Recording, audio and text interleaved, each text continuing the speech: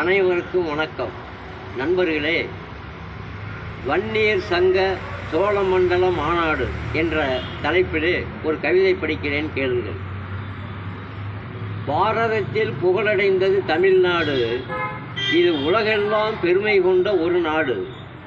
தஞ்சாவூர் சோழ மக்களின் திருநாடு, அங்கே ஐயா மருத்துவரின் வன்னியர் சங்க மாநாடு. மாநாட்டின் கூட்டமோ கண்கொள்ளா காட்சி, நாம் ஐயா கையிலே கொடுக்க வேண்டும் ஆட்சி. எத்தனையோ ஆட்சிகள் வந்துவிட்டு போச்சு, நம் ஐயா மக்களுக்காகவே விடுகிறார் மூச்சு. மாநாட்டிலே தலைவர்களின் உரை, எவர் பேச்சிலும் இல்லை ஒரு குறை. வானிலே கண்டுகளிப்பது பிறை, நம் ஐயா அவர்களின் உரையானது மிகவும் நிறை. சின்ன ஐயா புள்ளி விவர பேச்சிலே வல்லவர், இவர் நாட்டு மக்கள் மனதெறிந்த நல்லவர். ஜாதி மத பேதமின்றி நடப்பவர், நாட்டுக்காக ஐயாவை போல் உழைப்பவர்.